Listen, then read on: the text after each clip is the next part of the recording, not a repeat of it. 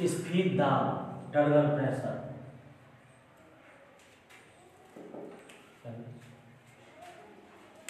TP सजीव पादप कोशिका में अंतःपराशरण के कारण, अंतःपराशरण जहां होगा वहां पर जल के अणु कोशिका के अंदर प्रवेश करेंगे और जल के अणुओं का अंदर जाने से कोशिका का आयतन बढ़ जाता है।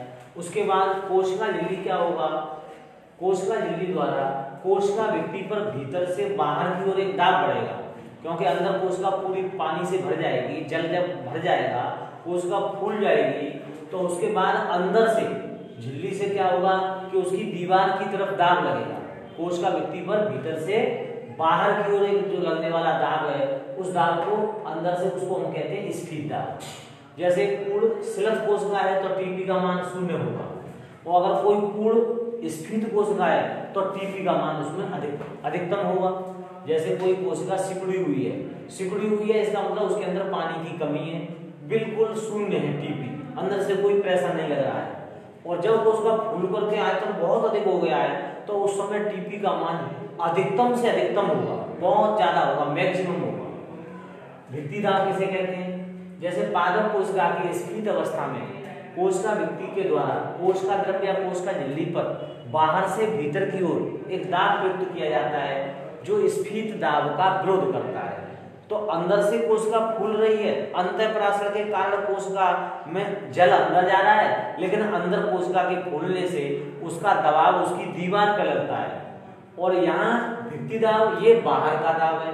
तो अब अंदर से जो टीपी का मान बढ़ रहा है और बाहर से कोई दबाव पड़ता है तो वो डब्ल्यूपी होता है। तो टीपी का मान डब्ल्यूपी ये एक दूसरे के विपरीत दिशा में होते हैं, जैसे स्फीत दाब का विरोध करता है।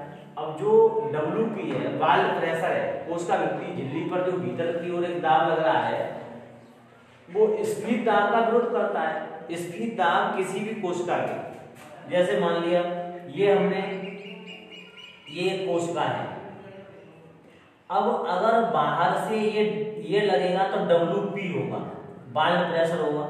और अगर इस कोशिका के अंदर जल अंतःपराशरण के कारण आया है तो अंदर से जो दीवार पे जो लग रहा है ये टीपी होगा। टर्गर प्रेशर अंदर से लग रहा है और बाइंड प्रेशर बाहर से लग रहा है, ये दोनों बल एक दूसरे के विपरीत दिशा में होते हैं। तो ये कोशिका के अब डब्ल्यूपी अगर नहीं लगेगा तो टीपी के अधिकतम होने के कारण कोशिका भ्रष्ट हो सकती है, फट सकती है, कभी भी कोई भी कोशिका फट सकती है। और अगर डब्ल्यूपी बाहर से लग रहा है, टीपी अंदर से लग रहा है, तो ये एक दूसरे के विपरीत बल है, जिससे कि कोशिका फटने से बच जाएगी।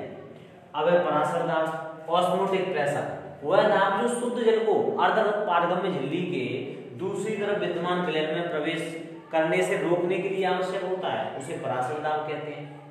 तो शुद्ध जल को अर्धपारगम्य झिल्ली के दूसरी तरफ, अब जैसे मान लिया बाहर या तो हम चीनी का विलयन लेंगे या अंदर इसमें भर दिया हो, अंदर जो है तो बाहर चीनी का गाढ़ा विलयन लेंगे, तो इसमें से जल कहाँ जाएगा? बाहर जाएगा, क्योंकि जल के अणु इस कोशिका के अंदर अगर कम है और बाहर गाढ़ा विलयन है, अंदर इसमें जल के अणुओं की संख्या अधिक है और बाहर चीनी का गाढ़ा विलयन है, तो ये गाढ़ा विलयन होने के कारण यहाँ जल के अणुओं की संख्या कम है, इसलिए जल के अणु वहां जाते हैं जहां जल अधिक होता है, उससे कम जहां जल के अणु कम होते हैं उस स्थान की ओर गमन करते हैं।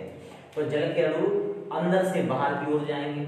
और अगर ये कोशिका बिल्कुल सिकुड़ी हुई है तो अब इसे पानी में डाल दिया जाए तो इसके विपरीत क्रिया होगी, तो अंतःपराशरण और बाह्य पराशरण। तो यहाँ पे जो है विलयन में प्रवेश करने से रोकने के लिए जो दाब होता है उसे पराशर दाब कहते हैं।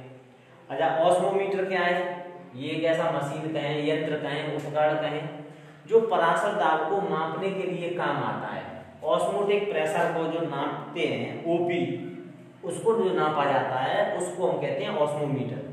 ओपी क्या है, पराशर दाब क्या है? ये विलयन में विलय अणुओं की संख्या के समानुपाती होता है। कोई हमने जैसे सॉल्यूशन बनाया, विलयन बनाया, तो उसमें चीनी के अणुओं की जो संख्या है उस पर निर्भर करता है। अगर चीनी के अणुओं की संख्या ज्यादा कर देंगे तो पराशर दाब क्या होगा?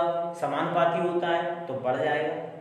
ये बढ़ेगा तो ये भी बढ़ेगा, और अगर इनकी संख्या कम करेंगे तो ये भी कम होगा। तो एक ओपी जो है विलेन में विलेय के अणुओं की संख्या पर निर्भर करता है। चीनी बढ़ाते जाएंगे तो ऑस्मोटिक प्रेशर का मान बढ़ता जाएगा, अगर विलेय के अणुओं की संख्या चीनी के अणुओं की संख्या कम करते जाएंगे तो ओपी का मान अपने आप कम होता जाएगा। और ये डब्ल्यूपी और टीपी अंदर से कोशिका के फूलने के कारण बाहर इस अंदर वाली दीवार पे लगता है, और डब्ल्यूपी ये बाहर से दीवार पे लगता है। तो ये टीपी और डब्ल्यूपी एक दूसरे के विपरीत बल होते हैं, एक दूसरे के विरोध में कार्य करते हैं।